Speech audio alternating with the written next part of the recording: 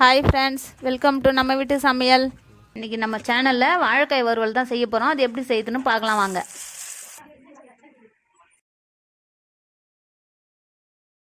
வாழைக்காய் வறுவல் செய்யறதுக்காக நான் இந்த மாதிரி 2 வாழைக்காய் எடுத்திருக்கேன்.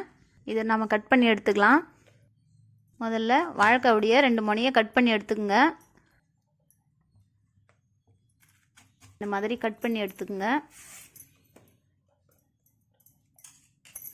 இப்போ மேலே இருக்கிற தோலை ஒரு பீலர் வச்சு ரிமூவ் பண்ணிக்கலாம்.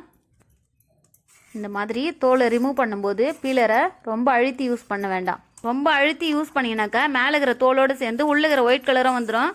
வாழைக்காய் வறுக்கும்போது முழுசாக இருக்காது. அதனால் மேலோட்டமாக கட் பண்ணி எடுத்துக்கோங்க.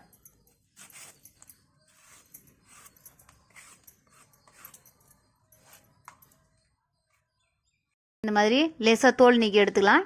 எடுத்து வச்சுக்கிற இன்னொரு வாழைக்காவும் கட் பண்ணி எடுத்துக்கலாம்.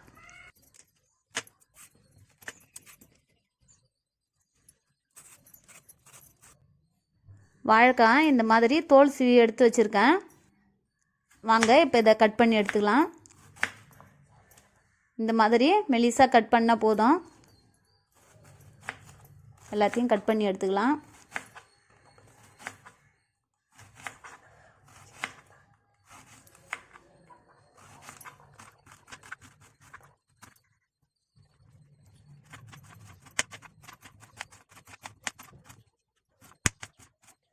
இந்த மாதிரி ஒரு பவுலில் தண்ணி எடுத்துங்க.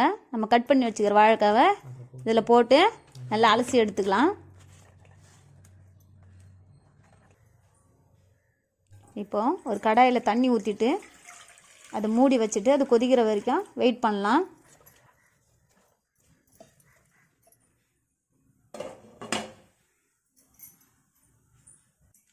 ஒரு நிமிஷத்துக்கு அப்புறம் தண்ணி கொதிச்சு வந்திருக்கு.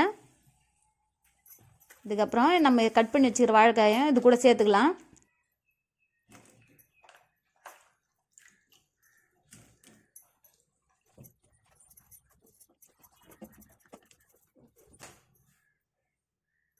இப்போது இதை மூடி வச்சுட்டு ஒரு நிமிஷம் வெயிட் பண்ணலாம். ஒரு நிமிஷத்துக்கு அப்புறம் வாழைக்காய் நல்லா குக் ஆகிருக்கு.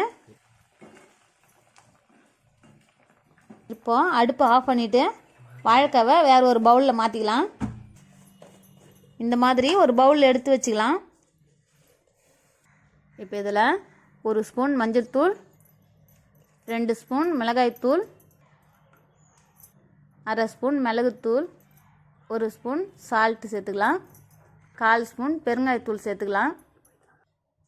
இப்போது இது நல்லா மிக்ஸ் பண்ணிக்கலாம். உங்களுக்கு தேவைப்பட்டால் இதில் கொஞ்சமாக தண்ணி ஆட் பண்ணிக்கின்னு மிக்ஸ் பண்ணிக்கோங்க.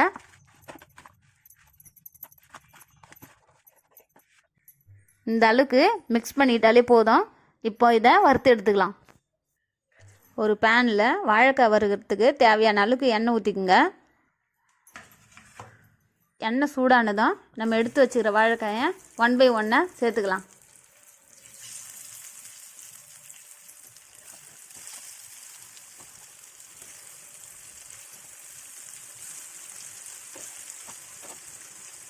வாழைக்காய் வறுக்கும்போது இந்த மாதிரி தனித்தனியாக எடுத்து விட்டுங்க. அப்போ தான் வாழைக்காய் நல்லா ஃப்ரை ஆகும்.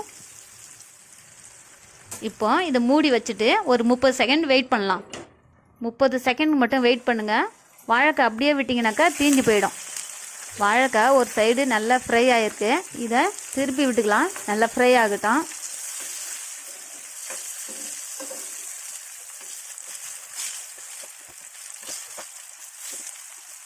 போல் திருப்பி விட்டுட்டு ஒரு 30 செகண்ட்ஸ் மட்டும் வெயிட் பண்ணலாம்.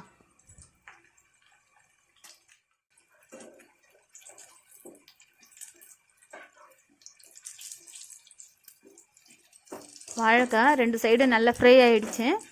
இப்போது இதை வேறு ஒரு பிளேட்டில் மாற்றி எடுத்துக்கலாம்.